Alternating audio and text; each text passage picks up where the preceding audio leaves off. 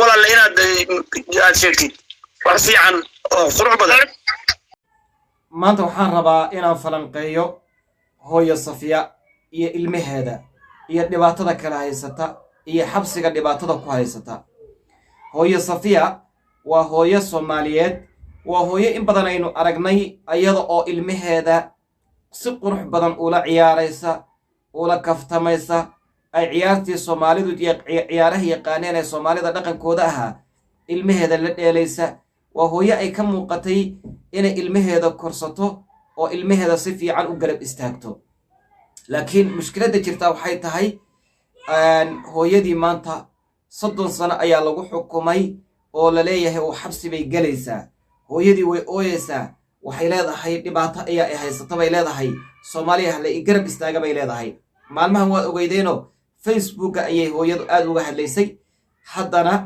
waxa la sheegayaa mar labaad in xabsi la galiyay hooyada silic qof bini aadan ay maro oo dhan ayay sheeganaysaa lama gelinin kali xabsi hooyada waxa lagu sameeyay lugaha ayaa laga xiray bismillaahir rahmaanir rahiim anug yaro waan arki jirnay laga xiro lugaha laakiin weligan maynaan arag qof weyn oo xabsi intii la galiyo hadana lugta laga siixirayo waa ihana meesha ugu dambeysay weeye waa meel aad u dhibaato badan horta waxaaba dhaqan xumaa hooyo ilmaheedii ama gabadheedii curad akhlaaqdeedii markay kala hadashay ay tiri hooyo gabar baa tahay akhlaaqdaada ilaali nimankan aad raacayso iyo ninkan boyfriendiska iskaga har dhaqankaaga ilaali diintaada ilaali gabarnimadkaaga ilaali cirdigaaga iyo sharaftaada ilaali markay ku tiri hooyadee soo dacweysay oo hooyada dacwo ka gudubisay oo gaalo ku soo dacweysay waa cuquubo runtii xaqiiqatan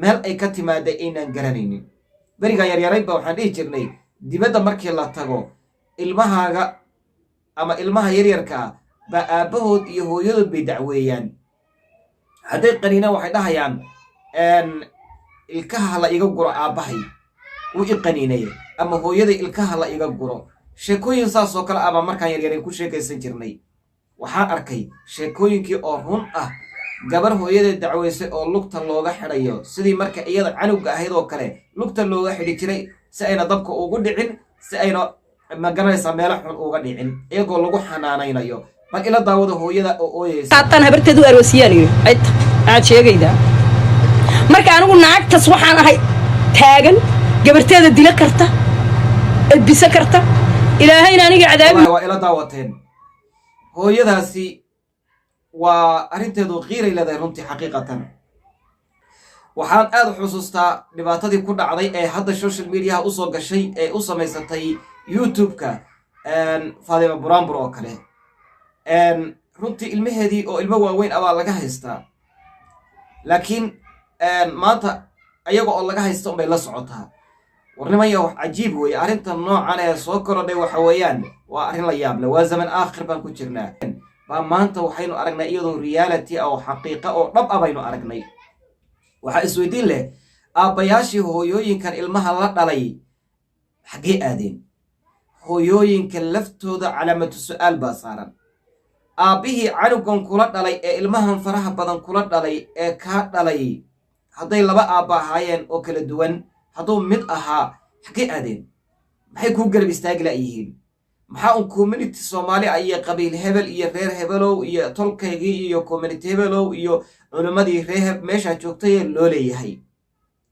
waa su'aal isweydiin leh waxay dadka qaarkood leeyihiin hooyooyinka nafsiba haya oo aabbihii ilmahan ka dhalay ayay sidan u galeen oy dacweeyeen oo ilmaha intay la kaashatay ayadiya ilmihii oo wada socda ilmuhu waa hooyadood intay iskaashadeen inay gaalo ku dacweeyeen oo ilmihiisi laga dhex bixiyey oo la cayriyey oo bannaanka loo cayriyey ayay sheegayaan allahu aclam hooyo Safiya iyo hooyooyin kale ma dadkaasi ka mid yihiin mise ayagu way ka madax bannaan yihiin oo waxaa laga yaabaa ilmahan inay agoon yihiin ma garanayo laakiin si guud baan u hadlayaa qaar baa dadka waxay leeyihiin hooyooyinka nafsiba haya nafsiguna wuxuu ka hayaa ilmahan aabbihii dhalay bay shalay oo amni iyo barwaaqo lagu jiro ilmuhu yaryaraayeen bay ilmaha intay si hoose hooyo wax ugu sheegtay bay gaalo u adeegsadeen ilmihii baa laga dhex saaray aabbihii oo la yidhi ilmaha ma arki kartid,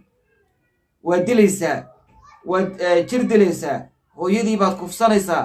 macnaa xumaan bini aadan laga gudbiyey oo dhan baa aabba laga gudbiyey, ilmihiisi waa laga dhex cayriyey, wuxuu ku nool yahay guri kaluu ku nool yahay. riwaayaddii sangub ayaan soo xusuustay, ilmihiisa laga cayrinayey, gurigiisi laga cayriyey, ilmihiisii iyo islaantii iyo gabdhihii qaar ka mida niman caddaana guriga keensadeen. runtii xaqiiqatan dadka marka qaarkood sidaasay leeyihiin. hadday arrintaasi jirto hooyooyinow ducaysta, nabsi baa idinku dhacay, intay aakhare idinku sugi lahayd baa adduunka la idinku soo hormariyey. horta ilaahay barya, ilaahay u noqda, u toobad keena. markaad toobad keentaan kadib aad ilaahay u noqotaan, toobaddaana waxa weeyaan horta ilmahan aabbihii kula dhalay inaad ilmaha u oggolaato, ku soo celiso, raaligelin u bixiso weeyaan. hooyo weliba waxay tiri raggu waa cadow, raggu waa cadow, raggu waa cadow, la dagaalama. afrika miyaan joognaa? meeshan waxaan joognaa yurub baan joognaa, xaq waxaa leh aniga iyo ilmahayga ayay hooyo weliba leedahay. waa run, laakiin ogow nafsigani wuu ka hor iman. yaa ooya hadda maanta social media miyaad ku aragtay nin ooyayoo leh ilmahaygiibaa i dacweeyey? haddii la helo waa hal iyo dhif weeye, laakiin weli mayna weliban anigu ma arag hal nin oo ooyaya. hooyo unbaa ooyaysa. hooyo markaad aabba dhibkan ku samaysay, ilmahaagu adiga inay kugu sameeyaan maxaad u diidaysaa?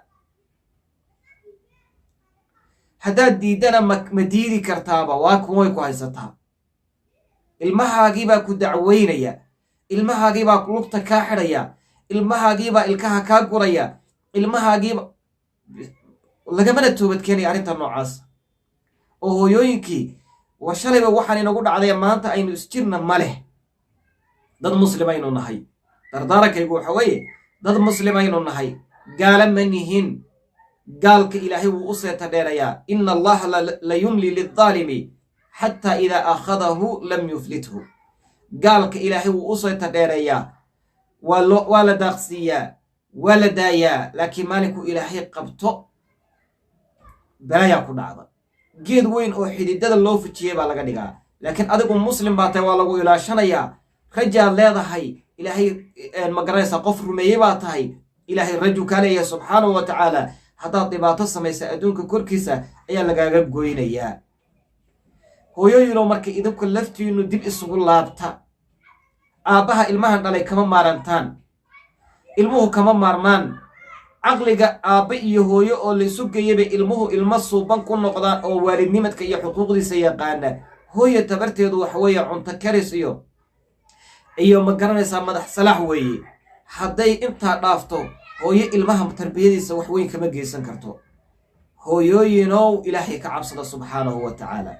hooyo safiyana waxaan leeyahay ha loo istaago oo hala garab qabto. runtii waa hooyadeen oo kale ah. aniga hooyaday xaliimo dhiblaawo ayay la mid tahay. hooyaday raxmatullaahi calayha muddo wax yar ka hor ah ayaan hooyaday waayey oo iga dhimatay, oon hadda bil ugu badnaan ah. hooyaday oo kale ayay la mid tahay. runtii saan u jeclaa oo kale ayay ilmaheedu u jecel yihiin, ama iyadu ilmaheeda u jeceshahay. waxaan leeyahay hala garab istaago, oo qof kasta oo awood ilaahay siiyey ha garab istaago. oo hooyada dabcasar baan arkayey oo runtii garab istaagay, khayr allaha siiyo, oo hawsheedii ku jira. gabdho kalena waan arkayey, wiilal kale oo ayagana social mediaha soo dhigaya sida maxamed buskud oo kale aan arkayey. hala garab istaago, arrimaheedana soomaalida ha loo gudbiyo iyo communitigeeda. laakiin hooyooyinkuna dib ha isugu laabtaan, oo hooyooyinku dhibaataday aabba u geysteen ee ilmahan iyo aabbahood u geysteen ay kala cayriyeen, ha ogaadaan inay dhibku halkaa kaga imanayaan. in badan oo ka mid ah, qaar ka mid a waa laga yaabaa ayaga oon aabbahoodna ilmaha cayrinin, ama iyaga laga yaaba dhibaato inuu u geystayba inay dhibku ku imaado. kuwa waa imtixaan kale. laakiin aqlabiyadda dumarku raggii way la dagaalameen, ilmahoodiina way ku direen markii yurub la tegey. marka ilaahay aynu ka cabsanno, hooyadana hala garab istaago. wa shukran lakum.